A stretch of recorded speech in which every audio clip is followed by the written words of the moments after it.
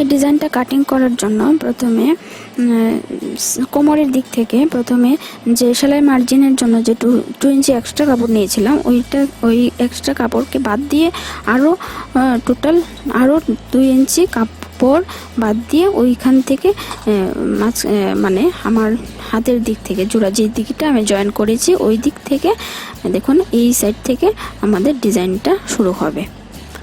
দেখতে পাচ্ছেন ভিউয়ার্স আমি কি করে কোথা থেকে আমি ডিজাইনটা ড্রয়িং করছি।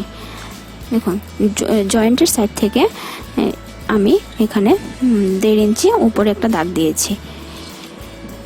এখন দুটো ওই দিক থেকেও আমি মানে যেদিকে কোমরের দিক থেকেও আমি 1.5 ইঞ্চি উপরে একটা দাগ দিয়ে একটা বক্সের মতো ড্রয়িং করে নিয়েছি। এখন হালকা একটু শেপ দিয়ে ডিজাইনটা আমি ড্রয়িং করে নিচ্ছি।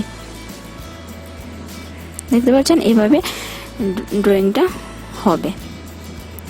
তারপর এটা আমি কেটে নিচ্ছি।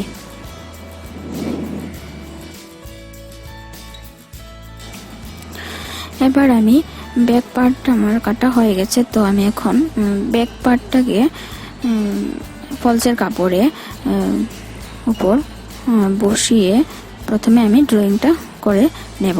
দেখুন আমি যেদিকে বসিয়েছি আমার হাতের দিকটা হলো জোড়া সাইড। ফলসের কাপড়ে ওটাকে 2 ভাঁজ করে এভাবে জোড়া সাইডটা আমার দিকে রেখেছি। এবার আমি ব্যাক সাইডের যে ব্যাক পার্টের যে কাপড়টা রয়েছে আমি 1/2 ইঞ্চি বাদ দিয়ে আমি বসিয়েছি ফলসের কাপড়ের উপর, কারণ 1/2 ইঞ্চি আমি ওই দিকে আমি এক্সট্রা নিয়েছিলাম বলে আমি এখানে সামনের পার্টে 1/2 ইঞ্চি বাদ দিয়ে পিন বসিয়ে সেট করে নিয়েছি। তারপর আমি চারিদিকে আমি ড্রয়িংটা করে নিয়েছি। এখন আমার ড্রয়িং করা হয়ে গেছে। এবার আমি ব্যাক পার্টের কাপড়টাকে সরিয়ে দিচ্ছি। তারপর নিচের দিক থেকে আমাকে আরও সামনের পার্টের জন্য 1 ইঞ্চি কাপড় এক্সট্রা নিয়ে নিতে হবে।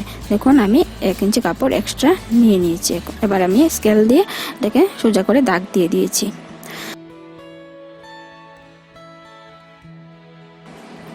এখন আমি কাঁধের দিক থেকে পয়েন্টের মাপটা বের করব। আমার ব্লাউজের পয়েন্ট আছে 9 ইঞ্চি, তো এখানে আমি 10 ইঞ্চি আরও এক্সট্রা নিয়ে 1 ইঞ্চি আরও এক্সট্রা নিয়ে 10 ইঞ্চিতে দাগ দিয়ে নিচ্ছি। তো কাঁধের দিক থেকে আমি 10 ইঞ্চিতে একটা দাগ দিয়ে নিচ্ছি। তারপর দেখুন যেহেতু আমার এই ব্লাউজের বুক রয়েছে 34 ইঞ্চি, তো 34 ইঞ্চিকে 10 দিয়ে ভাগ করলে হবে 3.4 ইঞ্চি। তো 3.4 ইঞ্চিতে এখানে আমি একটা দাগ দিয়ে নিচ্ছি। তো আমার এখানে পয়েন্টের দাগটা ঠিকভাবে বেরিয়ে গেছে।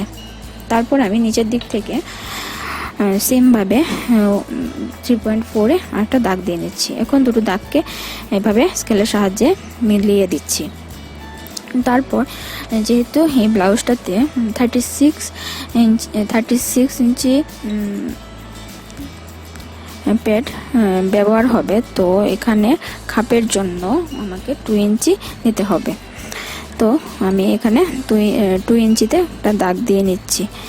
তারপর এই খাপের শেপের জন্য আরও 2 ইঞ্চি উপরে আরেকটা দাগ দিয়ে নিচ্ছি। এভাবে করলে কি হয়, প্রিন্সেস কাটের যে শেপটা, খাপের যে শেপটা খুব ভালো আসে। তাই আমি উপরে আরও 2 ইঞ্চি উপরে একটা দাগ দিয়েছি শেপের জন্য। আপনারা চাইলে 1.5 ইঞ্চিতেও দাগটা দিয়ে নিতে পারেন।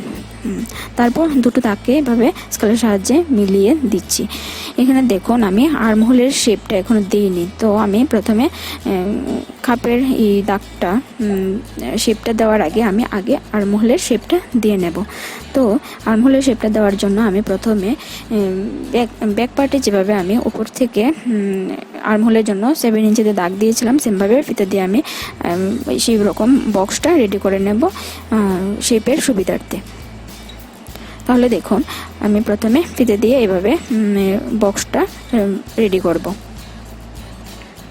তাহলে আমার এই বক্সটা রেডি করা হয়েছে। এখন আমি হালকা ভাবে শেপটা দেব, কারণ আর্মহোলের শেপটা দেওয়া খুবই জরুরি। নয়তো এই বোটনেকের ক্ষেত্রে যদি আর্মহোলের শেপটা না দেওয়া হয় তাহলে তো বগলের সাইডটা একদম বাজে দেখাবে, ফুলে ফুলে থাকবে। তো শেপটা দেওয়া খুবই জরুরি। এখন আলতো হাতে এভাবে বগলের দিকটা শেপটা আমি দিয়ে নিচ্ছি।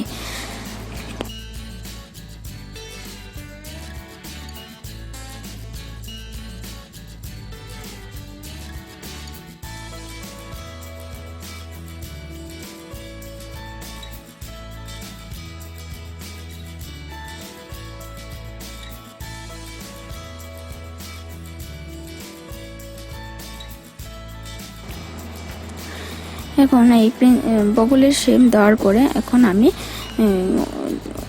প্রিন্সেস কাটের যে শেপটা, ওই শেপটা আমি দিয়ে নিচ্ছি।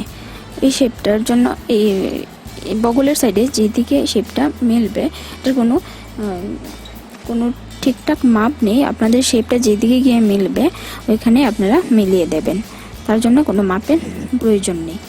এখন নিচের দিক থেকে আমাকে আরও এক্সট্রা কাপড় নিতে হবে, যেহেতু আমি এখানে 2 ইঞ্চি কাপড় নিয়েছিলাম খাপের জন্য, তো আমি আমার এখানে 2 ইঞ্চি প্লাস আরও হাফ ইঞ্চি মানে সেলাইয়ের মার্জিনের জন্য আমাকে কাপড় নিতে হবে। তো আমি 2 ইঞ্চি প্লাস আরও হাফ ইঞ্চি কাপড় এই নিচের দিক থেকে নিয়ে নিয়েছি, আর বগলের সাইডে আর একটু হাফ ইঞ্চি কাপড় নিয়ে নিয়েছি। সবগুলো কাপড় সেলাইয়ের মার্জিনে এগুলা আমার লাগবে। এখন আমি গলার শেপটা কিন্তু আমি এখনো দিইনি, তো এইভাবে রেখে আমি গলাটা এইভাবে রেখে আমি এখন কাটিংটা করে নেব। আমার ড্রয়িং করা কমপ্লিট হয়ে গেছে ফ্রন্ট পার্টে। আর নিচের দিক থেকে হালকা একটু এই কোমরের দিকটা, যেহেতু যেই মাপটা রয়েছে আমি ওই মাপটাতেই একটা দাগ দিয়ে নিচ্ছি। ফলসের কাপড় কাটা হয়ে গেলে এখন মেন ফেব্রিকটাকে, যেহেতু এই মেন ফেব্রিকটা এমনিতেও কাপড় কম রয়েছে আর ডিজাইন রয়েছে, তো প্রথমে ডিজাইনের উপর ডিজাইনটা উপর নিচ ঠিকঠাকভাবে সেট করে প্রথমে আমাকে বসাতে হবে। তো আমি এভাবে বসিয়ে নিচ্ছি সেট করে, তারপর আমি এক এক করে ফলসের কাপড়টি উপরে মেন ফেব্রিকের উপর রাখছি। দেখুন আমার মেন ফেব্রিকটা কম পড়ছে ফলসের কাপড়ের থেকে, তো এই জায়গাতে আমাকে কি করতে হবে, এক্সট্রা মেইন ফেব্রিকের কাপড়, এক্সট্রা যে কাপড় আছে ওইগুলোকে আমাকে এখানে জয়েন্ট করতে হবে, তারপর আমি এই কাপড়টা সেলাই করতে পারবো, কারণ এখানে কাপড়টা অনেক ছোট রয়েছে। তো এভাবে আমি এখন গলার জন্য দাগটা আমি দিয়ে নিচ্ছি, কারণ আমি ফলসের কাপড়ে এখনো আমি গলাটা কাটিং করিনি।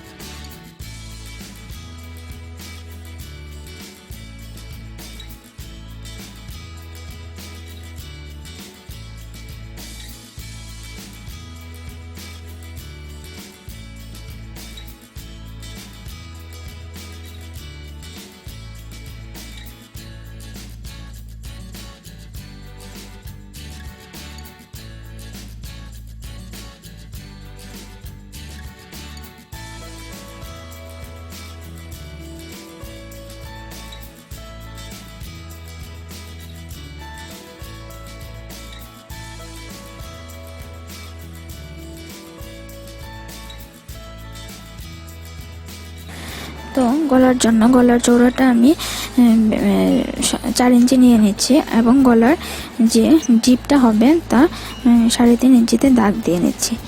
এভাবে একটা স্কেলের সাহায্যে একটা বক্স রেডি করে এখানে একটা হালকা বোট নেকের শেপ দিয়ে কাটিংটা করে নিচ্ছি। এখন আমি হাতা কাটিং করব, তো আমি আর এই ব্লাউজটা হাতা কাটিং করে দেখালাম না। আপনারা যদি হাতা কাটিং এর ভিডিও দেখতে চান তাহলে আপনারা আমাকে কমেন্টস করে জানাবেন, তো আমি আপনাদেরকে সেই অনুযায়ী কাটিং করে দেখিয়ে দেব। তো তাহলে চলুন আমি এখন এই ব্লাউজটার কিভাবে স্টিচিং করবেন দেখিয়ে দিচ্ছি।